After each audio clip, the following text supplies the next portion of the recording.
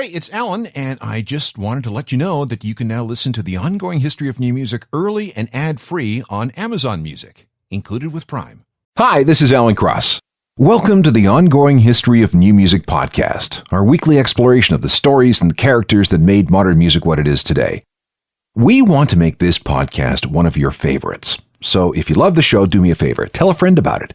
Or rate it on iTunes if that's your thing. We'd really love it if you do that. Or you can just drop me an email with your thoughts to alan@alancross.ca. Maybe you want more information on something you hear. Or maybe you have an idea for a topic for a future episode. Whatever. I guarantee your response. alan@alancross.ca. Whether you're listening one at a time or binging on a bunch of podcasts all at once, we're glad to have you here. All right.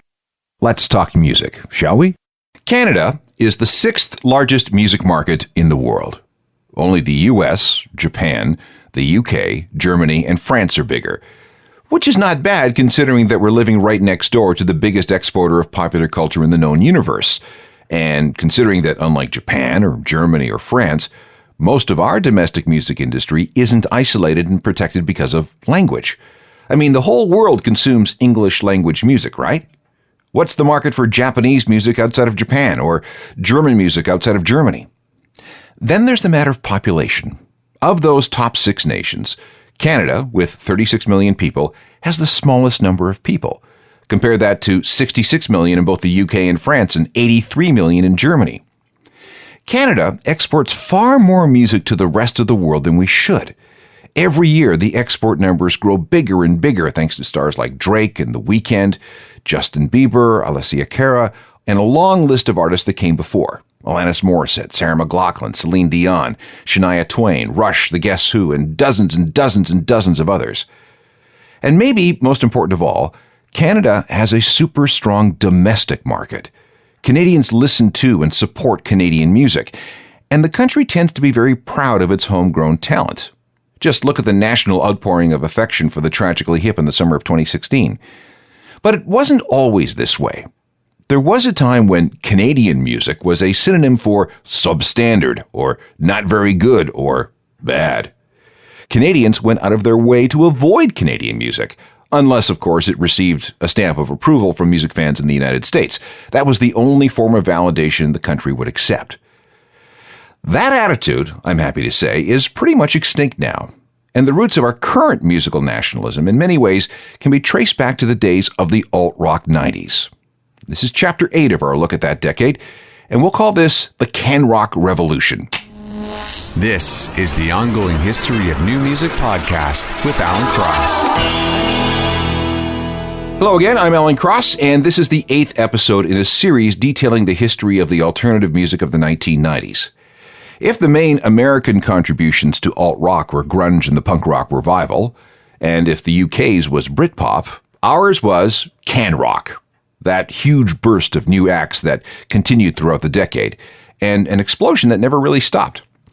CanRock is a term that came into use with a book called Have Not Been the Same, subtitled The CanRock Renaissance, which detailed for the first time what happened to music in this country between 1985 and 1995. If you haven't read it, you should. Since its publication, CanRock has come to describe a large swath of music created in this country, from the Tragically Hip to Sarah McLachlan and from Sloan to the Cowboy Junkies. But before we can look at the CanRock of the alt-rock 90s, we need some perspective on exactly how difficult it was to get that far. We can't cover this topic properly without some deep history. So we need to talk about geography again. Like I said earlier, Canada is in a unique position in the world. We're right next to the United States. Not only do we share a lot of the same values and experiences as the U.S., but we also speak the same language. And when it comes to culture, there are plenty of similarities. This creates an issue, a big one. How could Canadians maintain a separate, distinct, and strong cultural identity when our neighbor to the south has 10 times the population and is the biggest economic engine on the planet? The answer was to create a series of laws and measures that protect Canadian culture from being overrun by outside forces. And some of those laws and measures involve music.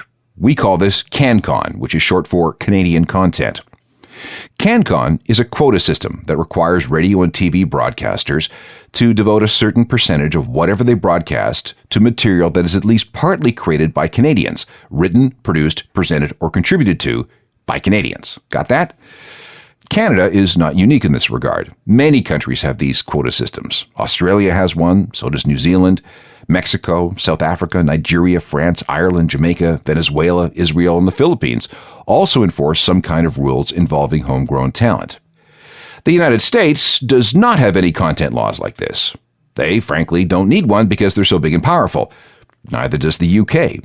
Even though they're a tiny island in the North Atlantic, they're the only English-speaking country outside of Ireland for thousands of miles around, and that provides its own protection. CanCon has been very helpful, as we'll see in a minute, but it's also been very controversial for decades.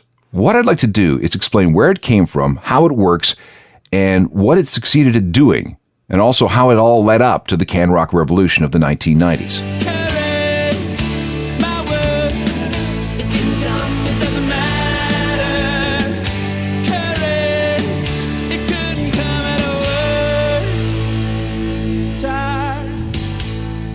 To understand the CanRock explosion of the 90s, we have to go back to the very beginning of the modern Canadian music industry.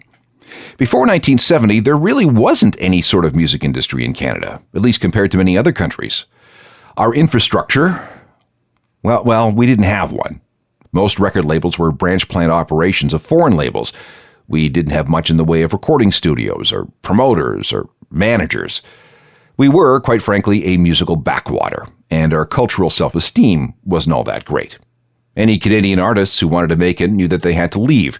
Neil Young, Joni Mitchell, Paul Anka, Leonard Cohen, all of our biggest and most promising artists beat a path for the United States. That was the only place that they could actually make a living. But then along came Expo 67 in Montreal. It was an amazing success, a coming-out party for our 100th birthday. It had the interesting effect of raising our pride when it came to our culture, and a number of people decided to do something. Some were people in private companies working within the music industry.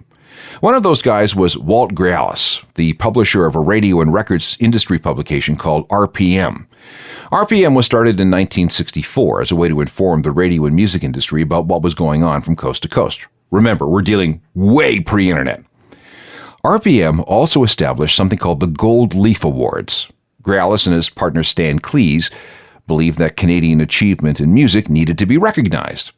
The first Gold Leaf winners were announced in the December 28, 1964 issue of RPM.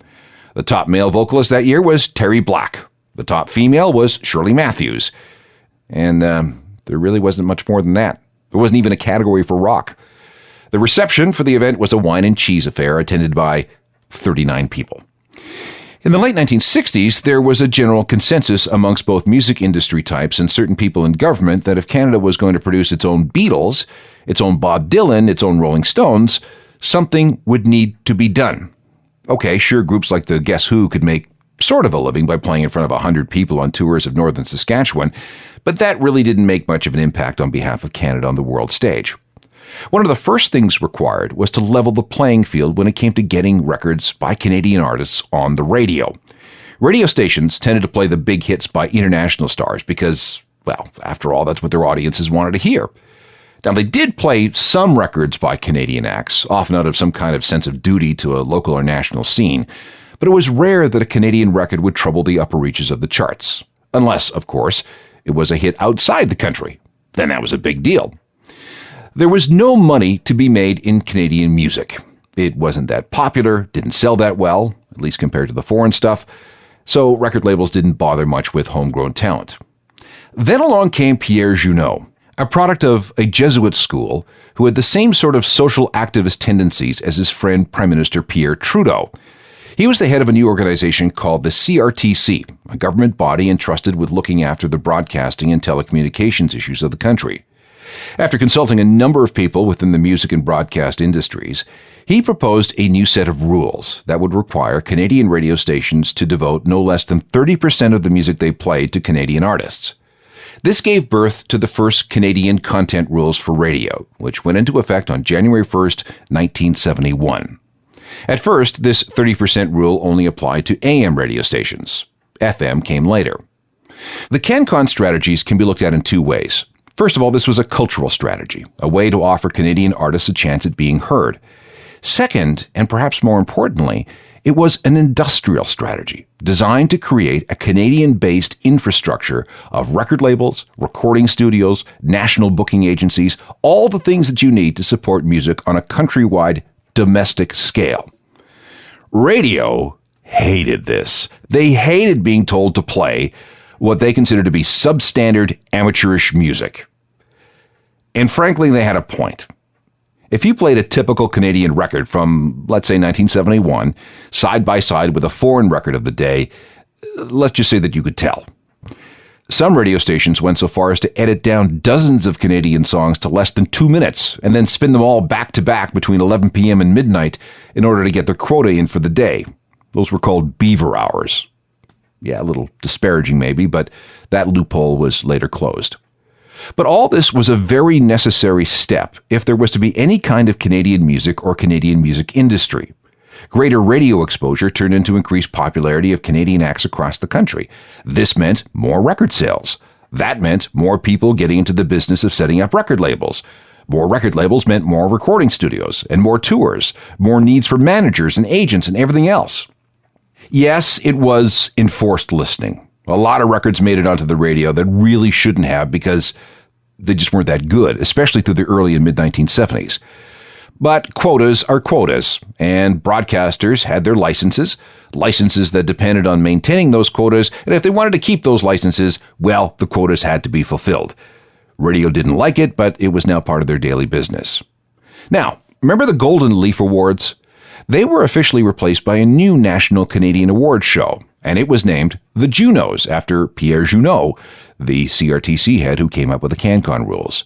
The first event was held on February 23, 1970. And while there was a lot of bad Canadian music on the radio in the 1970s, the CanCon rules also gave a boost to an astounding array of homegrown talent. Just on the rock side, we had Rush, April Wine, The Guess Who, Triumph, Crowbar, Teenage Head, Max Webster, Chilliwack, FM, Saga, and A Foot in Cold Water. They all ended up being Canadian success stories, and some even went on to international success. True North Records was set up by Bernie Finkelstein, a guy who hung around the Yorkville scene in Toronto. True North was unabashedly Canadian, and thanks to the CanCon quotas, a few of their acts broke through and had legitimate hits, artists like Bruce Cockburn and Rough Trade. By the early 1980s, Canadians were listening to and buying much more Canadian music than they ever had. Our musicians, once given the chance, had caught up with the rest of the world in terms of sound and talent and production. That's what happens when you're thrown into the deep end of the pool with the best in the business. Local scenes began to develop and get bigger. Those who made it through the ringer of the local rock crowd sometimes managed to break through to a national audience. And once things developed nationally, there was at least a chance of attracting a worldwide audience. By the time we got to the middle 80s, there was a feeling that Canada really had something going on when it came to rock. Rush, April Wine, BTO, Loverboy, Triumph, Bryan Adams, and a half a dozen others all released albums that had done extremely well domestically and internationally. And in some cases, they went multi-platinum in foreign territories.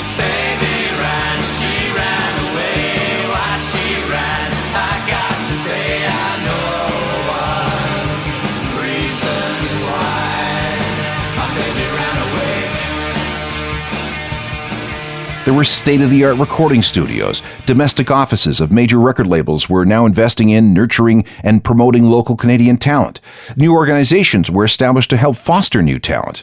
For example, there's Factor, the foundation to assist Canadian talent on records, founded in 1982.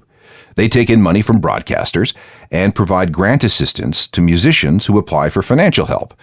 And we're talking about millions and millions of dollars annually. There's another similar organization called StarMaker. Then there's VideoFact, another assistance organization that was created when Chum Limited established Much Music in 1984. It was a condition of its broadcast license that Much Music set up a fund to help artists make music videos.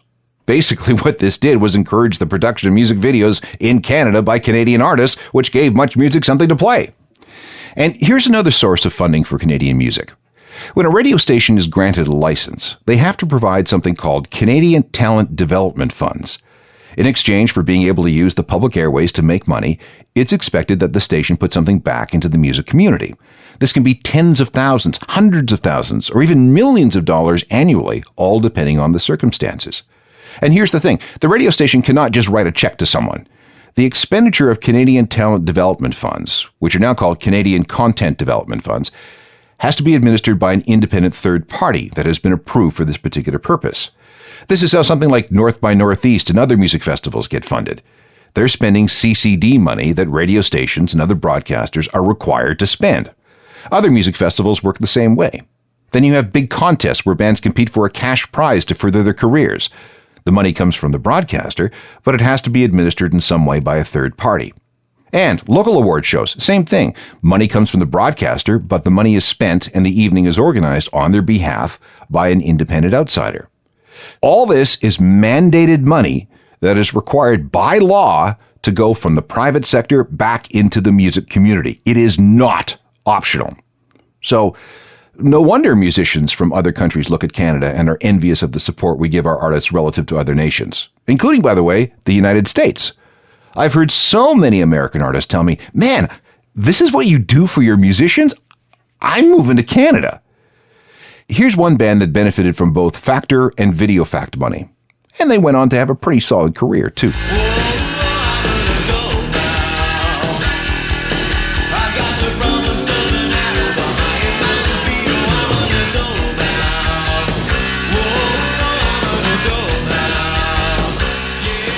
The Pursuit of Happiness with I'm an Adult Now, the original version.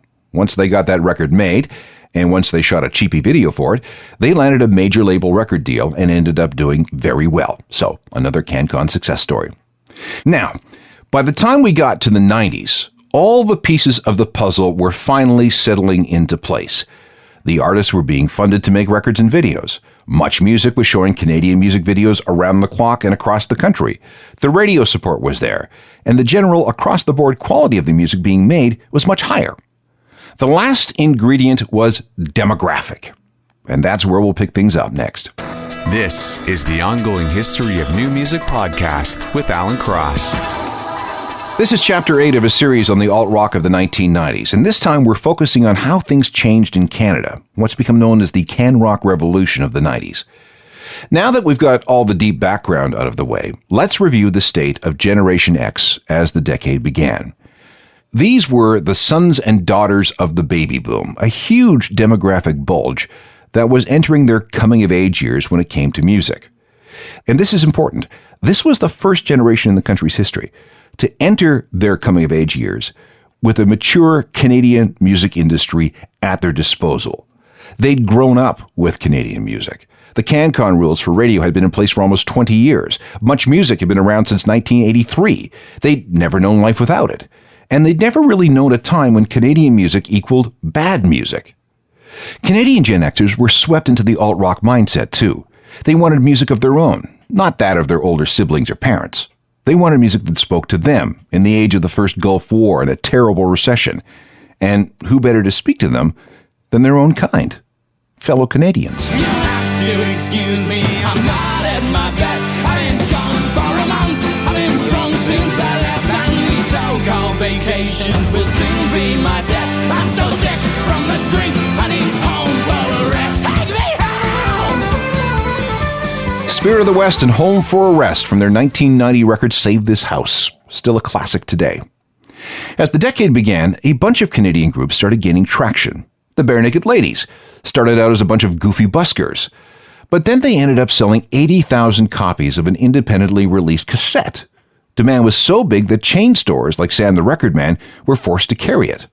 The Tragically Hip kept getting bigger with each album. By 1993, their first 3 records, Up to Here, Road Apples, and Fully Completely, were well on their way to selling more than 1 million copies each just in Canada, and every album thereafter, for the rest of the decade, would go multi-platinum.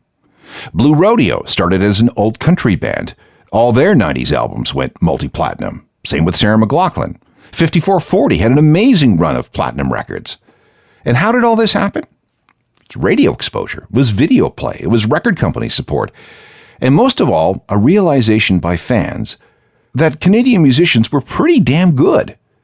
That attitude was a long way from how we looked at things in the 60s and 70s.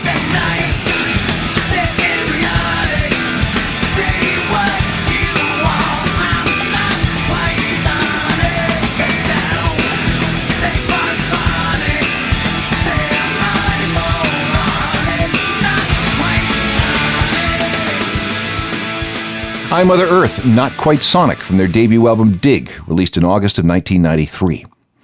The early 90s were pretty amazing, with a long list of Canadian bands getting a shot at prime time. We had Moist, The Watchmen, Lowest of the Low, Sons of Freedom, Grapes of Wrath, Rhymes with Orange, Pure, Gandharvas, Limblifter.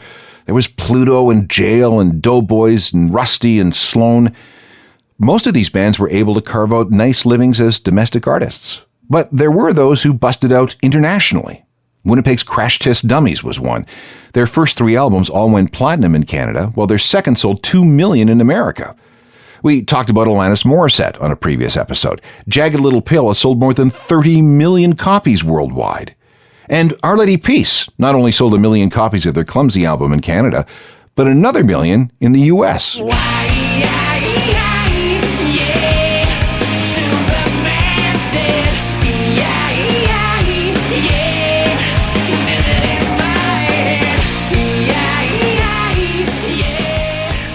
There were a couple of other factors in the rise of CanRock in the 1990s.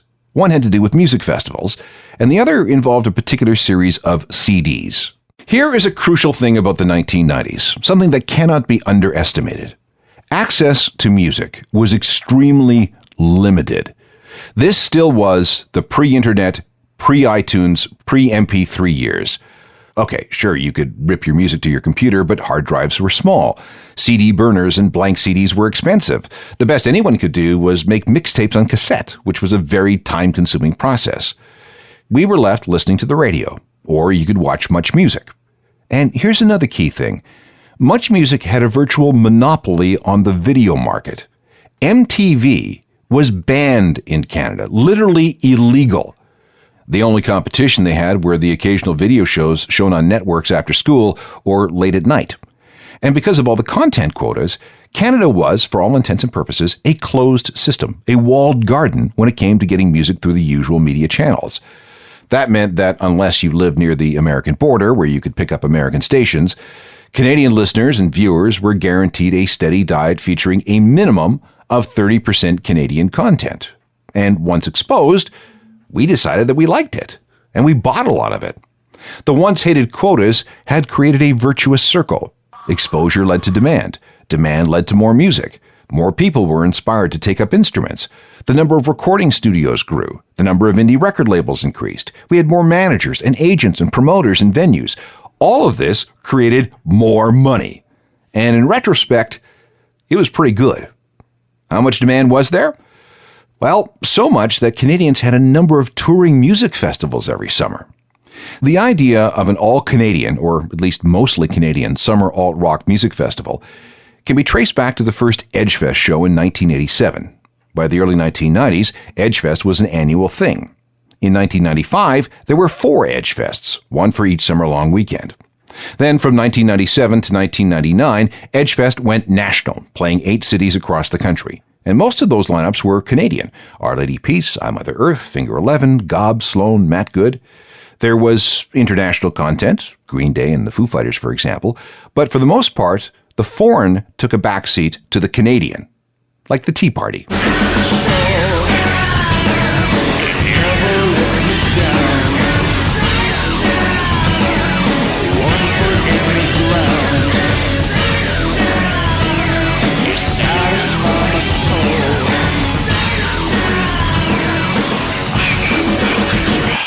Tea Party, who made a regular appearance on many Edgefest shows in the 1990s.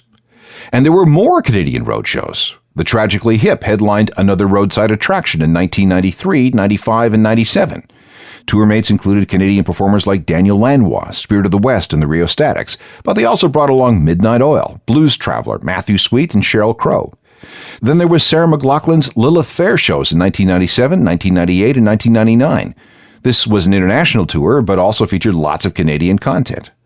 And Our Lady Peace went out with their Somersault Festival in 1998. That lineup included I Mother Earth and the Gandharvas, as well as international flavor from Garbage, The Crystal Method, and Eve 6. Oh wait, hang on. Back up. On Chapter 1 of this series of the alt-rock of the 1990s, we talked about how much money was flowing through the record industry back then. This was the golden age of the compact disc. Record stores were jammed, margins were high, sales were good, and this applied to Canada too. And this was the era of the CD compilation. Radio stations cut deals with record labels to issue special compilations of new material. Again, we have to remember that the idea of burning CDs was still really, really new. It was just much easier to buy a CD compilation. The most successful of all the CD comps was the Big Shiny Tunes series from Much Music. Starting in 1996, a new collection of rock songs appeared every year. The curators at Much, along with a rotating series of major label partners, strove to strike a balance between big hits, mid-range artists, up-and-comers, and obscure acts. These collections were insanely popular, selling hundreds and hundreds of thousands of copies each just in Canada. The highest-selling volume was the third, released in December of 1997, and for a while it was the third highest-selling album in Canadian history since SoundScan started measuring sales in 1995. Oh, sure, people came for the international songs, but they also stayed for the CanCon, like this.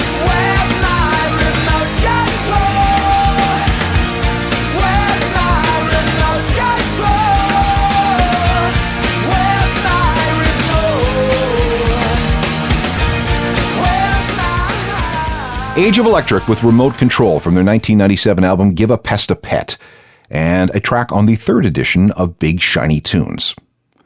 The 90s were a very, very good period for Canadian music. Many acts survived long after the decade ended. The Tragically Hip, Sloan, Our Lady Peace, Sarah McLachlan, Tea Party, Matt Good, many others. Others broke up, like I Mother Earth and the Rheostatics and Lowest of the Low, only to reform later due to public demand. But the momentum created by the CanRock revolution never faded. Canadians continue to make great music. The country continues to export more and more music to the rest of the world every year, and Canadian music fans continue to support their own. Downsides? Well, Canada is no different than any other country because the amount of money just isn't there for certain things anymore. But overall, the Canadian music scene remains insanely healthy, and largely because of its coming of age during the 1990s. We have one more episode in this 9-part series on the 1990s, and we touched on it a little bit just a few minutes ago. We will go into detail on the music festivals of the decade. There were so many, and they were so important to the growth of alt-rock that we just can't leave them out. Some of these festivals existed before the 90s. Others were born during the decade for the express purpose of stoking the fire of the alternative revolution.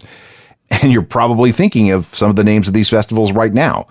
We'll go through everything on Chapter 9 of the 90s. Until then, you can binge on the podcasts. Just search for Ongoing History of New Music on iTunes, and you'll find all of them. They're all free, of course. You can also find me at my website, which is a journalofmusicalthings.com. I update it every day and also put out a nifty daily newsletter with all kinds of cool stuff. And you can also find me on Facebook, Twitter, Instagram, and Google+. All email can go to alan@alancross.ca. Technical production is by Rob Johnston. We'll see you next time for a wrap-up of the series on the 1990s. I'm Alan Cross. You've been listening to the Ongoing History of New Music podcast with Alan Cross. Subscribe to the podcast through iTunes, Google Play, Stitcher, Spotify, and everywhere you find your favorite podcasts.